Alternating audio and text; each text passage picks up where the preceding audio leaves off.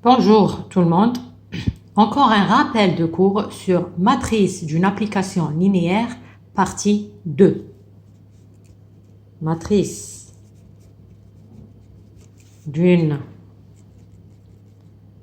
application linéaire,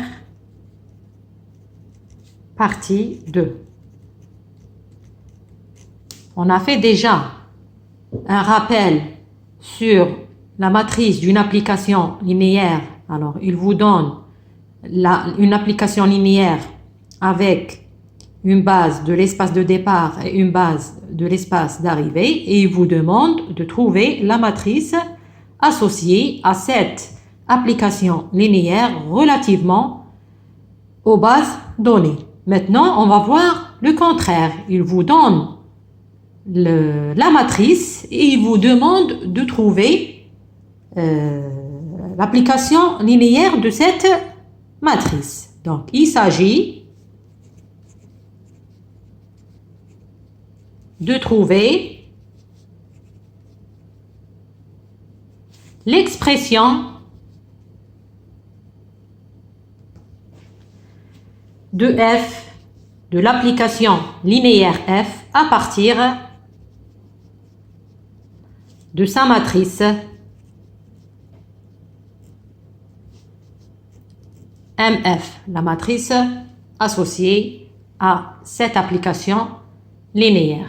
Donc, on va voir ça directement sur un exemple. Donc, soit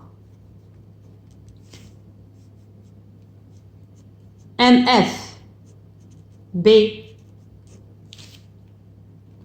on va B prime, voilà, une matrice. On va voir avec une matrice relativement, alors soit donner une matrice d'une application linéaire F relativement aux bases B prime.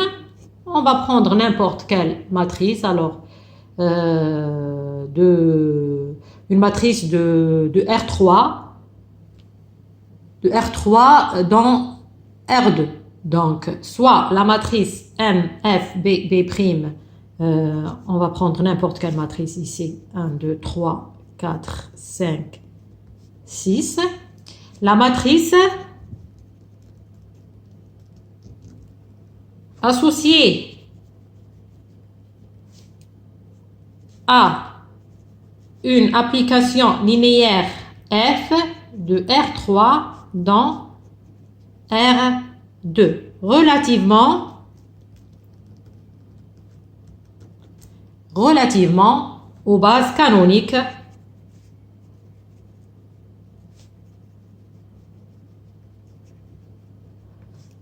B de R3 et B' de R2. Donc ici, si vous avez un exercice comme ça, il vous donne la matrice, il vous donne les bases et la question c'est trouver l'expression de f. Là, il s'agit d'une application linéaire de R3 dans R2. Donc, je vais chercher l'expression de f, x, y, z, parce que le départ, c'est R3. Donc, si c'était R2, je cherche f de x, y. Si c'était R4, je cherche f de x, y, z, t, etc. Alors, toujours, on va écrire le vecteur x quelconque, x, y, z, comme combinaison linéaire des vecteurs de la base canonique. Il n'y a pas plus facile d'écrire n'importe quel vecteur comme combinaison linéaire de la base canonique. Donc, c'est x, E1, plus y, E2, plus z, E3. Puisque f est une application linéaire, donc f de la somme, c'est la somme des images. Donc ici, c'est f de ça, plus f de ça, plus f de ça. F de x, E1, plus f de y, E2, plus f de z, E3.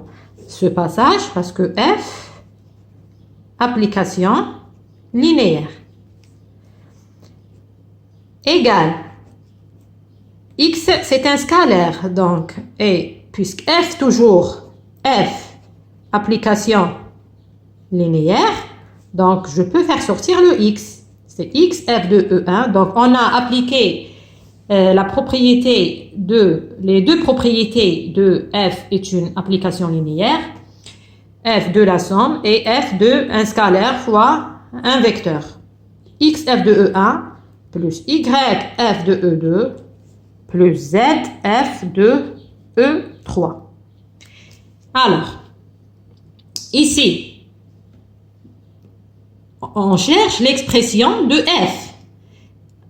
F de E1, f de E2, f de E3, c'est, puisque la matrice associée à f relativement à la base B, B', donc on a vu dans la première partie comment on cherche la matrice, comment on trouve la matrice. Donc ici, vous avez f de la première base B, la base canonique de R3. Relativement à B, base canonique de R3, c'est le E1, E2, E3, et B, c'est le E1, E2. Alors, F de E1, F de E2, F de E3. On a vu déjà ça dans la première partie. Pour écrire une matrice d'une application associée à une application linéaire relativement aux bases B, B', j'écris l'image des vecteurs de la première base, c'est-à-dire f de E1, première base, on a E1, E2, E2, donc f de E1, f de E2, f de E3, comme combinaison linéaire des vecteurs de la deuxième base B', qui est E1, E2. Voilà, ça c'est donné. Alors ici, il suffit de remplacer f de E1 par sa valeur, f de E2 par sa valeur, f de E3 par sa valeur, et vous aurez directement l'expression de votre application linéaire. Donc ici, x, f de E1, c'est 1, 4.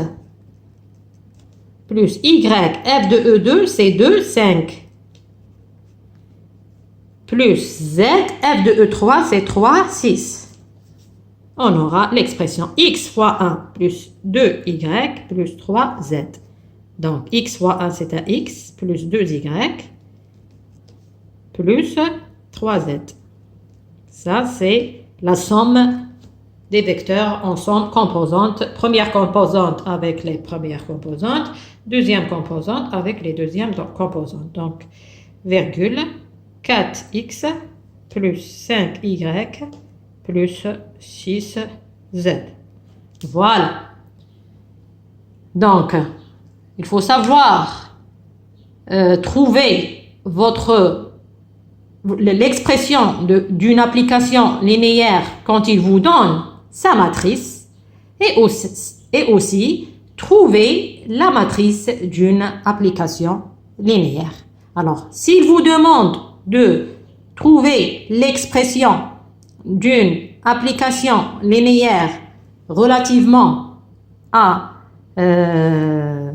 aux deux bases B et B', alors vous pouvez écrire directement ça.